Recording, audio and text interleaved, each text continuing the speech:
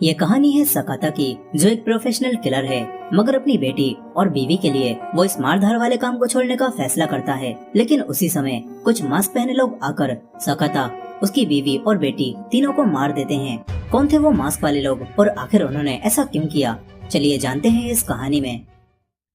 कहानी की शुरुआत होती है जापान के शिंजो शहर से, जहाँ पर एक आदमी सकाता, जो एक प्रोफेशनल हिटमैन है, वो अपने हथियार पर धार लगा रहा होता है। इसके बाद वो तैयार होकर अपने काम पर निकल जाता है। यहीं शिंजो शहर के पोर्ट के पास याकुजा गैंग का कब्जा था। लेकिन एक आदमी आज अपने बॉस को बताता है कि जो लोग अब तक हमारे इशारों पर काम कर रहे थे, उन्होंने अब हमारे ऑर्डर्स मानना बंद कर दिए हैं। ये सुनकर याकुजा बॉस को गुस्सा आ जाता है और वो उस आदमी का चेहरा ही काट देता है। यहीं पर बाहर मौजूद गार्ड्स पर कोई अचानक से हमला करता है और एक के बाद एक गार्ड्स को टपकाना शुरू कर देता है। वो इंसान कोई और नहीं बल्कि सकाता ही था। जैसे ही याकुजा बॉस को अपने आदमी लटके हुए दिखते हैं, वो समझ जाता है कि कुछ तो गड़बड़ है। वो अपने गार्ड्स के साथ भागने की कोशिश करता है, लेकिन सकाता ने पहले ही मरे हुए गार्ड्स की बॉडी से दरवाजा ब्लॉक कर दिया था। बॉस सीढ़ियों से छत की तरफ भागता है, मगर सकाता पहले ही छत पर पहुंचकर वहां मौजूद गार्ड से लड़ रहा था।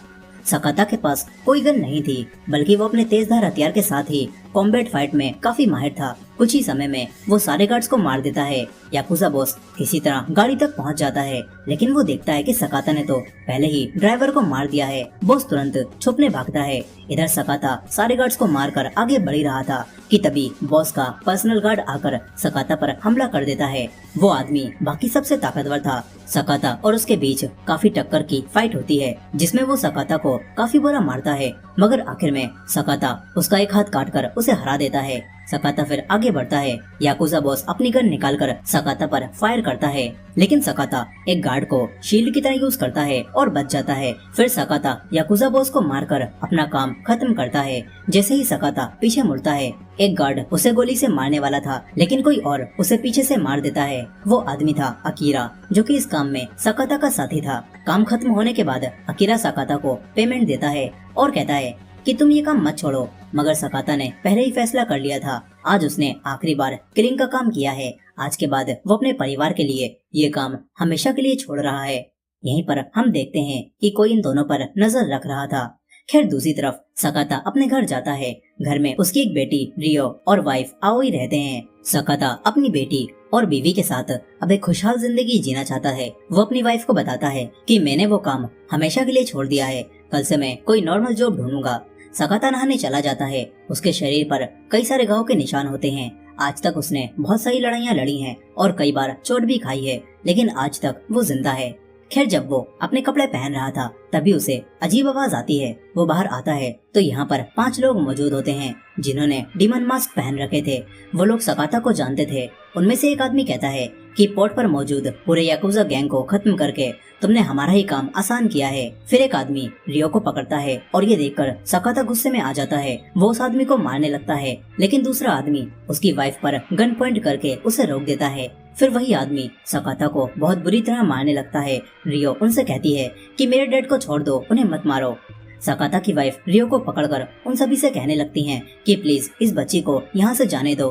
तभी एक आदमी सकाता की वाइफ के गोली मार देता है, जिससे वो वहीं पर मर जाती है। सकाता ये देखकर हैरान रह जाता है। फिर एक रेड मास्क वाला आदमी रियो के सर पर गन रखता है। सकाता उनसे कहता है कि प्लीज रियो को जाने दो। वो रियो को भागने के लिए कहता है और उसकी गन को पकड़ लेता है, लेकिन यहाँ पर बैठा हुआ इनका बॉस रियो को भी शूट कर देता है।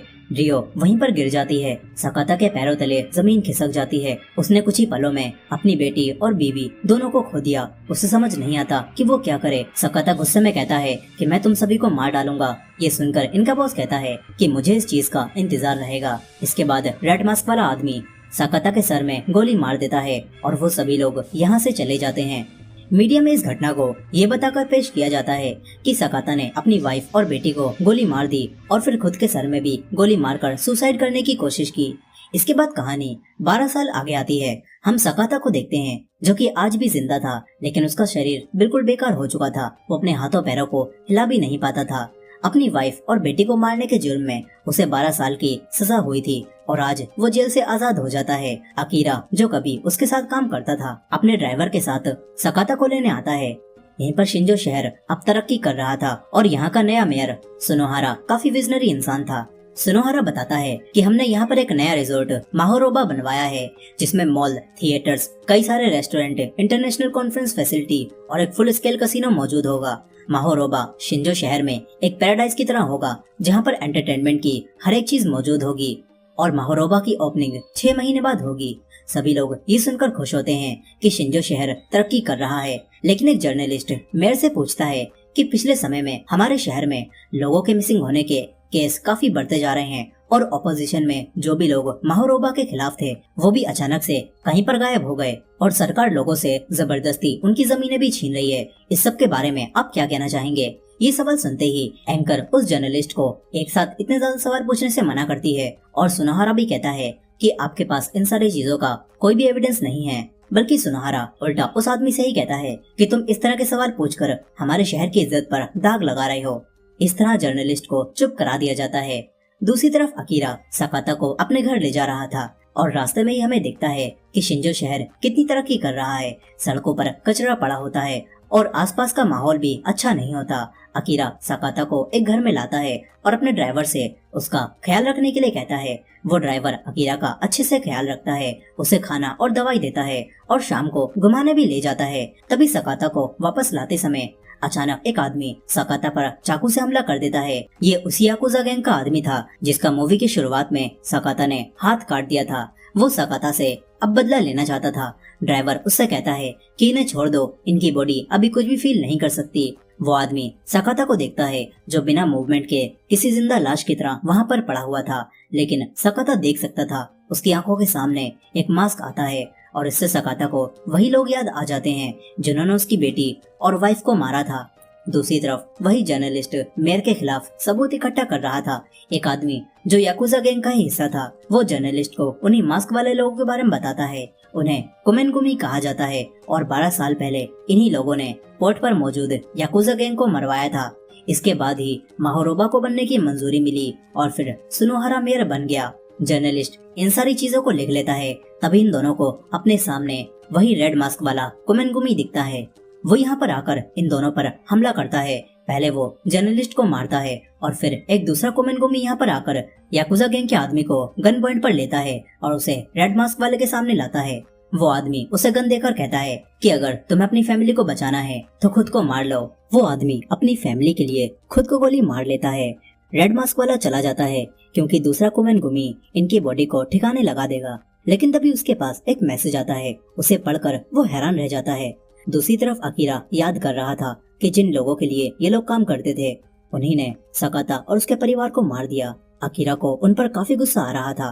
तभी उसके पास एक कॉल आती है। उसे पता चलता है कि सकाता पर किसी ने चाकू से हमला किया था और इस वक्त सकाता हॉस्पिटल में है। इधर पुलिस चीफ भी सकाता को देखने आता है। वो अपने दोनों जूनियर्स को पैसे देकर जाकर ड्रिंक पीने के लिए कहता है और फिर पुलिस चीफ सकाता के पास आ जाता है। यहाँ हमें पता चलता है कि पुलिस चीफ उन्हीं 5 कुमेनगुमी में से एक है। वो सकाता से कहता है कि पता नहीं उस दिन सर पर गोली लगने के बाद भी तेरी सांसें कैसे चल रही थी और ये देखकर हमारे लीडर ने तुझे जिंदा छोड़ दिया, लेकिन अब मैं तेरा खेल यहीं पर खत्म करूंगा। मगर जब सकाता इस कुमेनगुमी को देखता है तो उसे सब कुछ याद आ जाता है कि कैसे इन्होंने उसकी बेटी और वाइफ को मारा था। सकाता जो अब तक कोई मूवमेंट नहीं कर पा रहा था, वो अपनी पूरी जान लगाकर खड़ा हो जाता है। वो इस आदमी पर हमला कर देता है। सकाता उसका गला दबाकर उसे मारने लगता है। वो आदमी अपना बचाव करता है और सकाता को मारता है। तभी वही दोनों जूनियर आवाज सुनकर अंदर आ जाते हैं, लेकिन इनका चीफ तुरंत मास्क हटाकर उनसे कहता है कि सकाता अचानक से पागल हो गया और उसने मुझ पर हमला कर दिया। चीफ कहता है कि तुम दोनों सकाता को बेड पर लेटा दो। मगर ये सुनकर एक ऑफिसर को पुलिस चीफ पर शक हो जाता है, क्योंकि पुलिस चीफ को सकाता का नाम कैसे पता, और चीफ भी ये समझ जाता है। वो ऑफिसर से गन लेकर तुरंत उसे मार देता है। और दूसरा पुलिस ऑफिसर सब जानता था और पुलिस चीफ के साथ था, इसीलिए वो कुछ भी नहीं कहता। मगर एक डॉक्टर ने सब देख लिया था। ये दोनों तुरंत डॉक्टर को पकड़कर उसे भी जान से मार देते हैं। तभी सकाता दोबारा उठकर पुलिस चीफ पर हमला करता है। सकाता दोनों से एक साथ फाइट करता है। इसी फाइट के दौरान जूनियर ऑफिसर खिड़की से बाहर गिर जाता है। सकाता पुलिस चीफ को मारता है और किसी तरह से उसे जान से मारने में कामयाब हो जाता है। इस तरह 5 कुमेनगुमी में से सकाता एक को मार गिराता है। फिर वो यहाँ से जाने लगता है। नीचे अकीरा भी सकाता के पास आ रहा था और वो सकाता को चलता हुआ देखकर हैरान रह जाता है। ये लोग तुरंत सकाता को लेकर यहाँ से चले जाते हैं। अब इसके बाद हम एक फैक्ट्री को देखते हैं। बाहर से ये फैक्ट्री बिल्कुल नॉर्मल लगती है, लेकिन इसे भी उन्हीं बचे हुए 4 कुमेनगुमी में से एक आदमी चला रहा था और यहाँ पर ड्रग्स बनाए जा रहे थे। वो दूसरा कुमेनगुमी एक तीसरे कुमेनगुमी को कॉल पर बताता है कि सकाता लौट आया है और उसने हमारे एक साथी को मार दिया है। दूसरा कुमेनगुमी तीसरे से पूछता है कि वैसे तुम इस वक्त कहाँ पर हो? वो बताता है कि मैं अभी माल सप्लाई कर रहा हूँ। असल में ये लोग लड़कियों को बेच रहे थे। वहीं इन कुमेनगुमी के लीडर को जब पता चलता है कि सकाता लौट आया है तो वो और भी खुश हो जाता है। वो अपने हाथों से सकाता को मारने का फैसला करता है। इधर अकीरा के पास उसी फैक्ट्री के मालिक का मैसेज आता है। वो कहता है कि हम जानते हैं सकाता तुम्हारे साथ है, उसे मारकर उसकी बॉडी को हमारे पास ले आओ। यहीं पर सकाता को भी सब कुछ याद आ चुका था और वो बदला लेने के लिए तैयार था। फिर कुछ समय बाद अकीरा अपने ड्राइवर के साथ उसी फैक्ट्री पहुंच जाता है। वहाँ वो लोग चेक करते हैं कि अकीरा सकाता की बॉडी को लाया है। वो लोग सकाता की बॉडी को कचरे में फेंक देते हैं ताकि उसे ठिकाने लगाया जा सके। अकीरा और ड्राइवर यहाँ से निकलने लगते हैं। वहीं पता चलता है कि सकाता मरा नहीं था। अकीरा भी सकाता के साथ मिल गया है। सकाता यहाँ पर मौजूद कुमेनगुमी के आदमी को मारने जाने लगता है। वो आदमी कैमरों में देख लेता है कि सकाता जिंदा है। वो समझ जाता है कि अकीरा ने भी इन्हें धोखा दे दिया है, इसलिए वो तुरंत अपने आदमी को कॉल करता है और वो आदमी ये बात पता चलते ही अकीरा और उसके ड्राइवर पर हमला कर देता है, जिसमें ड्राइवर मारा जाता है। अकीरा किसी तरह बच जाता है और उस आदमी को ही मार देता है। इधर सकाता अपने रास्ते में आने वाले सभी आदमियों को मारता हुआ आगे बढ़ रहा था। कई सारे आदमी सकाता को मारने की कोशिश करते हैं, लेकिन सकाता के ऊपर बदले का भूत सवार था। वो सभी को मारता जाता है, मगर इस लड़ाई का फायदा उठाकर वो कुमेनगुमी फैक्ट्री से बाहर निकल जाता है। सकाता देखता है कि वो बाहर खड़ा हुआ है और तभी वो फैक्ट्री में लगा हुआ बम ब्लास्ट कर देता है, जिससे एक बड़ा धमाका होता है। तभी इनके लीडर की उसे कॉल आती है। वो कहता है कि तुम ये भी कर सकते हो, मैंने कभी सोचा नहीं था। वो दूर से फैक्ट्री को ब्लास्ट होते हुए देख रहा था, मगर तभी बात करते हुए दूसरा कुमेनगुमी हैरान रह जाता है क्योंकि सकाता अब भी मरा नहीं था, वो बच गया होता है। ये देखकर कुमेनगुमी अपनी गन निकालता है, मगर तभी अकीरा गाड़ी लेकर आता है और उसे उड़ा देता है। लेकिन अकीरा को भी गोली लग चुकी थी, वो मरने वाला था। मगर मरने से पहले अकीरा सकाता से कहता है कि मुझे भी मार दो, क्योंकि मैंने ही इन्हें तुम्हारी बीवी और बेटी के बारे में बताया था और हो सके तो मुझे माफ भी कर देना। सकाता गुस्से में आकर अकीरा को गोली मार देता है। इसके बाद सकाता दूसरे कुमेनगुमी को देखता है जो कि अब भी जिंदा था। सकाता उसे एक बोट पर ले जाता है और उसे मारकर पूछता है कि बाकी सब कहाँ पर हैं, लेकिन वो कुछ भी बताने से मना कर देता है। तभी इनका बॉस उसके फोन पर कॉल करता है और सकाता से कहता है कि मैं तुम्हें एक बात बताना चाहता हूँ, तुम्हारी बेटी रियो आज भी जिंदा है और वो हाई स्कूल लाइफ जी रही है। इसीलिए अगर तुमने और किसी को मारने की कोशिश की तो तुम्हारी बेटी इस बार नहीं बचेगी। मगर सकाता इस आदमी को मार ही देता है और फिर अपनी बेटी रियो को ढूंढने का फैसला करता है। वहीं दूसरी तरफ हम रियो को देखते हैं जो कि उसी तीसरे कुमेनगुमी के साथ उसके घर पर रह रही थी। रियो को कुछ भी याद नहीं था और वो तीसरे कुमेनगुमी को ही अपना डैड समझ रही होती है, लेकिन इस आदमी की रियो पर गंदी नजर होती है। अब तभी इनका बॉस जो कि असल में मेयर सुनोहारा है, वो इसे कॉल करके पूछता है कि सकाता का कुछ पता चला क्या। ये तीसरा कुमेनगुमी कहता है कि मैंने अपने आदमियों को उसे ढूंढने पर लगा दिया है। सुनोहारा हंसते हुए कहता है कि सकाता का चेहरा देखने लायक होगा जब उसे पता चलेगा कि उसकी बेटी को सिर्फ इसीलिए जिंदा रखा जा रहा है ताकि तुम उसका फायदा उठा सको। वहीं पर रियो अपनी आर्चरी की प्रैक्टिस कर रही थी। इसके बाद हम एक पुलिस ऑफिसर को देखते हैं। वो स्टेशन से घर जाता है जहाँ पर उसके घर की खिड़की खुली हुई थी और सकाता अंदर मौजूद था। पुलिस ऑफिसर पहले तो डर जाता है, मगर फिर वो सकाता को पहचान जाता है। सकाता उससे कुमेनगुमी के बारे में पूछता है। इस पर पुलिस ऑफिसर सकाता को उसी पुलिस चीफ की फोटो दिखाता है जिसे सकाता ने हॉस्पिटल में मार डाला। पुलिस ऑफिसर बताता है कि पहले मैं इसके साथ ही काम किया करता था, मैं इसका जूनियर था और ये कई बार मुझे अपने साथ ड्रिंक पर भी ले जाता था और नशे में होने के बाद कई सारी बातें बोलता था।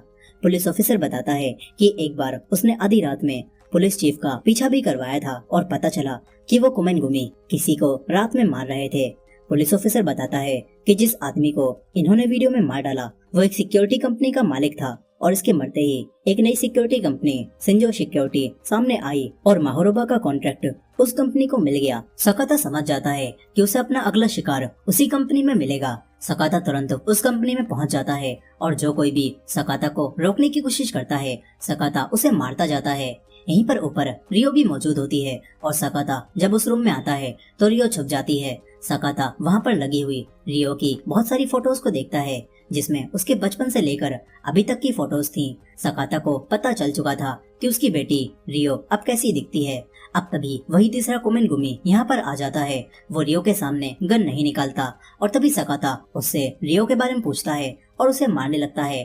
काफी ज्यादा पिटने के बाद आखिरकार वो अपनी गन निकाल लेता है। तभी सकाता उसकी आवाज सुनकर ये पहचान जाता है कि ये तो वही कुमिनगुमी है जिसने उसकी वाइफ को गोली मारी थी। सकाता गुस्से में उसे मारने उठता है। तभी रियो वहाँ पर अपना बॉय एंड एरो लेकर आ जाती है। सकाता अपनी बेटी को देखकर हैरान रह जाता है, लेकिन रियो सकाता को नहीं पहचान पाती और रियो सकाता के तीर मार देती है। सकाता हैरान था और कुमिनगुमी इसका फायदा उठाकर सकाता को नीचे फेंक देता है, लेकिन फिर वो देखता है कि नीचे तो एक ट्रक खड़ा हुआ था और सकाता बचकर भाग चुका है। यहीं पर वो रेड मास्क वाला कुमिनगुमी भी यहाँ पहुँच चुका था।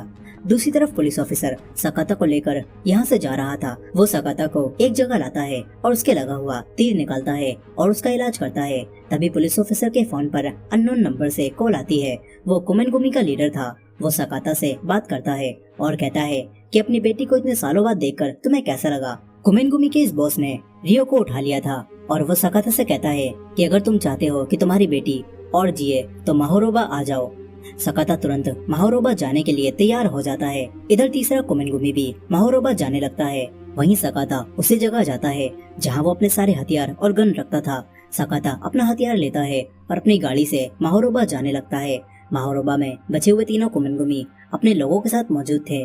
रियो भी एक रूम में कैद होती है। सकाता माहोरोबा में आकर एक के बाद एक आदमियों को टपकाता हुआ आगे बढ़ रहा था। सकाता किसी पर भी कोई रहम नहीं दिखाता, सभी को बेरहमी से मारता हुआ सकाता आगे बढ़ रहा था और ये सीसीटीवी में देखकर तीसरा कुमिनगुमी उससे लड़ने जाने लगता है।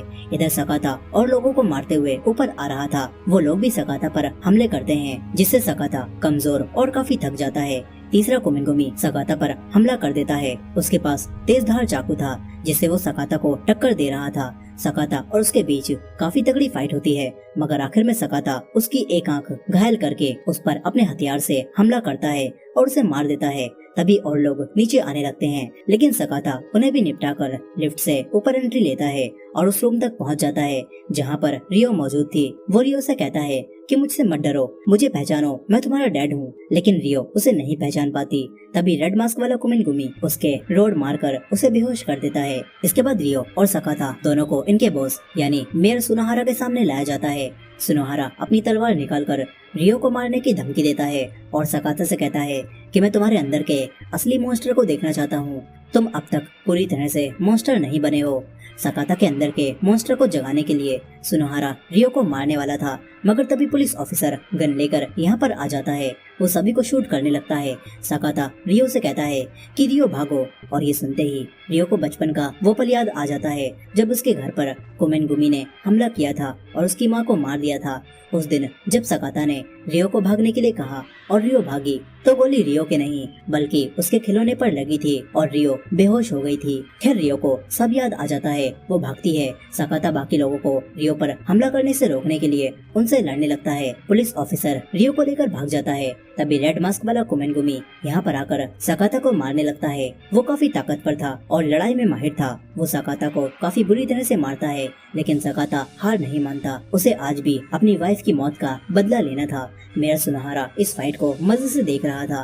तभी सकाता रेड मास्क वाले को बहुत बुरी तरह से मारकर आखिरकार उसे गिरा देता है, मगर सकाता भी अब काफी कमजोर हो चुका था। इसके बाद सुनोहारा नीचे आता है। वो रेड मास्क हटाता है और उस मास्क के पीछे सुनोहारा का जुड़वा भाई होता है, जिसका चेहरा थोड़ा जला हुआ था। दरअसल सुनोहारा बचपन में अपने जुड़वा भाई से मिला था, तभी से उन दोनों ने एक दूसरे का साथ देने का फैसला किया और बचपन से ही सुनोहारा का ये जुड़वा भाई उसके कहने पर लोगों को मारने लगा था। खैर अब वो जुड़वा भाई यहाँ पर मर रहा था और ये देखकर सुनोहारा बिना किसी दुख के उसे धक्का देकर साइड में कर देता है और सकाता को खुद मारने का फैसला करता है। इधर रियो पुलिस ऑफिसर के साथ भाग रही थी, मगर रियो को अब अपने डैड की चिंता होने लगती है। वो वापस अपने डैड की तरफ भागती है।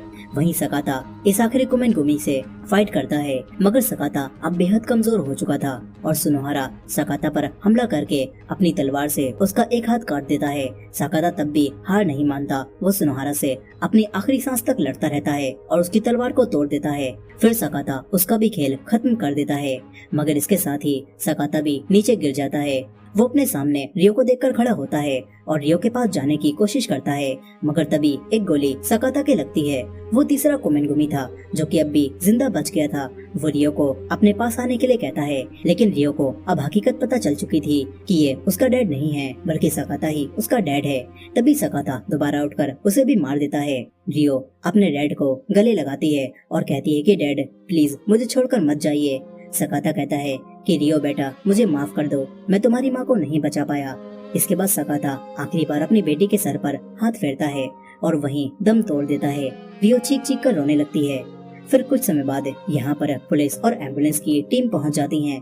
यहाँ हमें पता चलता है कि सकाता ने कोमेनगुमी के अलावा किसी को भी जान से नहीं मारा, सिर्फ सभी को घायल किया होता है। यहीं पर एम्बुलेंस जब मेयर सुनोहारा को ले जा रही थी तो पता चलता है कि वो अब भी जिंदा है और तो और रियो भी कहीं पर गायब हो जाती है।